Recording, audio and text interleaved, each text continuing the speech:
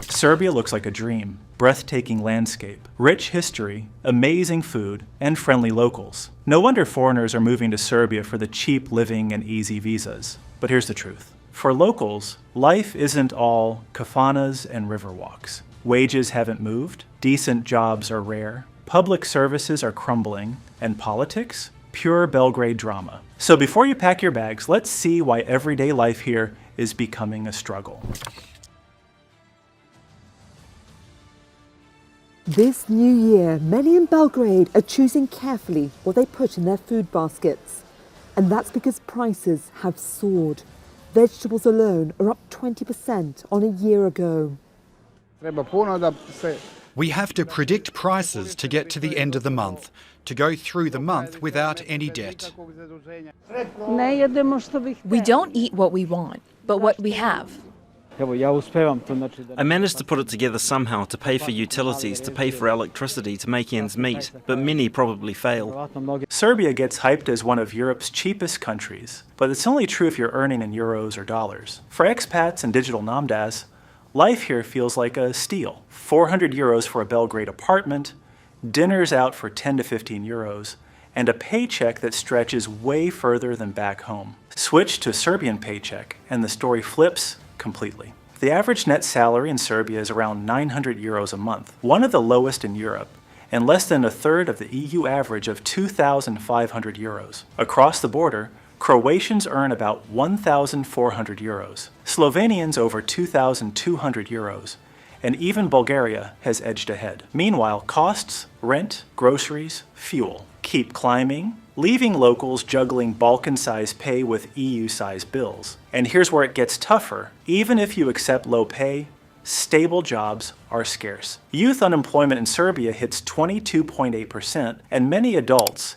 even graduates, are stuck in temporary, informal, or low-skilled positions. High-paying stable roles are limited, and nepotism, bureaucracy, and corruption make it even harder to break in. And unlike their neighbors, Serbians don't have the safety net of EU membership. They can't just hop to Germany or Austria and triple their wages. No instant visas, no automatic work rights, no EU safety net, no access to bigger markets or social perks. Every move abroad means paperwork, red tape, and obstacles that Croatians or Slovenians barely notice. The result? Two Serbias, expats living comfortably, locals scraping by. For many young Serbians, the dream isn't cheap coffee in Belgrade, it's simply finding a way out.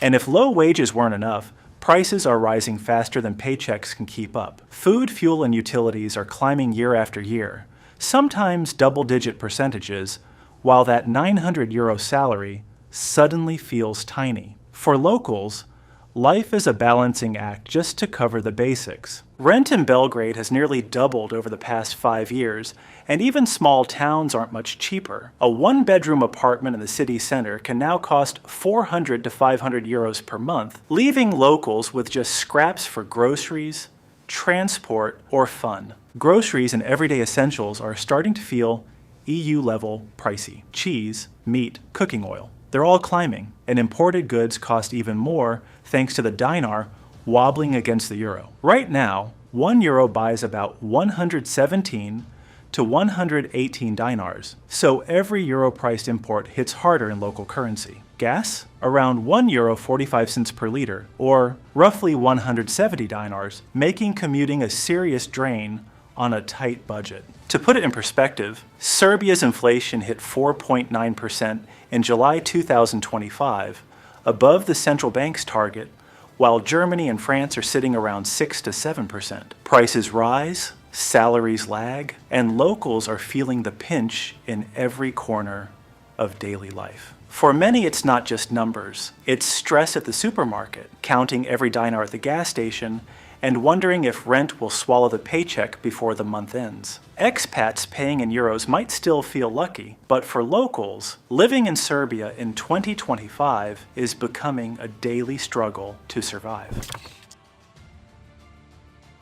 So, why hasn't Serbia addressed these issues? Why haven't wages increased? Why are public services falling apart? The truth is, it's not just the economy, it's the politics. The system itself is what's holding Serbia back. For over a decade, the same political forces have controlled Serbia, promising reforms, delivering little. Critics argue that power is highly concentrated, elections feel one-sided, and media freedom is under threat. The voices calling for change are growing louder, but real change is slow. And then came the breaking point, the collapse of the Novi Sad train station canopy in 2025. At least 13 people were killed after a concrete roof above the entrance of a railway station in northern Serbia collapsed. Ambulances and other emergency teams were dispatched to the downtown station and bulldozers removed the debris looking for survivors. 4 people were hospitalized with serious injuries as rescuers established contact with people buried under the rubble.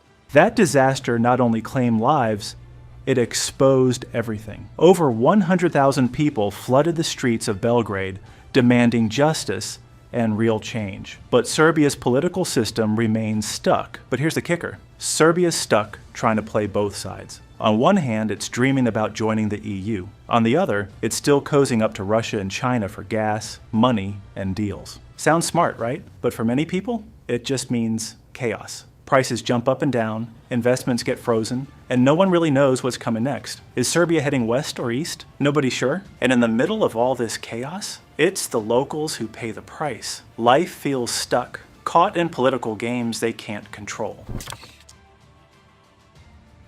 If low wages and rising prices weren't enough, locals also have to deal with public services that barely keep up. Hospitals, schools, government offices, you name it. Life often feels like running a marathon just to get things done. Take healthcare. Public hospitals, crowded, understaffed, and some equipment feels like it belongs in a museum. Waiting weeks or even months for a specialist? Totally normal. Many doctors leave for better pay abroad, and some locals pay extra just to jump the queue. Private clinics exist and are faster, but expensive. Most can't afford them. So whether you stick with public or try private, getting decent healthcare in Serbia is stressful, slow, and costly. Then there's bureaucracy. Want to register a business or grab a government document? Brace yourself. Expect stacks of paperwork, multiple visits, and slow-moving offices where who you know sometimes matters more than what you know. Political connections can influence hiring and promotions, and transparency often lacking. Basically, the system can feel like it's working against you instead of for you. And the environment adds another layer of strain. Cities like Belgrade regularly face dangerously high air pollution. Old coal plants, outdated cars, and wood or coal heating all take a toll. Rules exist, but enforcement is weak, and investment in clean energy or public transport, minimal. Breathing easy is easier said than done. Put it all together. Low pay, soaring costs, and public services barely keeping up. For locals, just going to the doctor, paying bills, or getting around town can feel like a full-time job.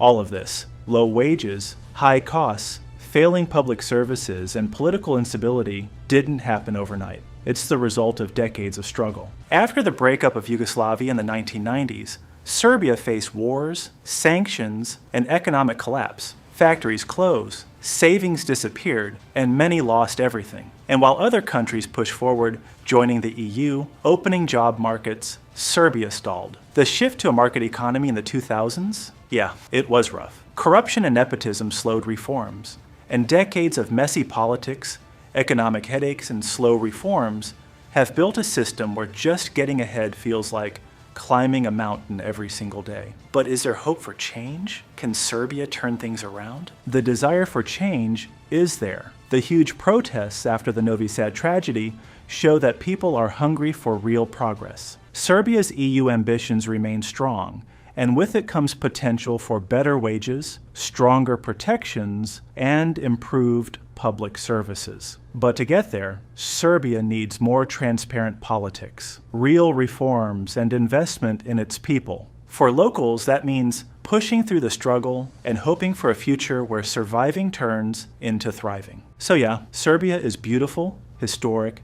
and vibrant. But living here, it's no longer as easy as strolling through Kalemegdan Park. Decades of history, politics, and economic challenges shape this reality. But every challenge brings its own lessons, opportunities for change. Do you think Serbia can finally tackle these issues? Will the next decade bring real change, or will locals continue to struggle? Share your thoughts in the comments below. And if you found this video insightful, like and subscribe for more honest takes on life around the world.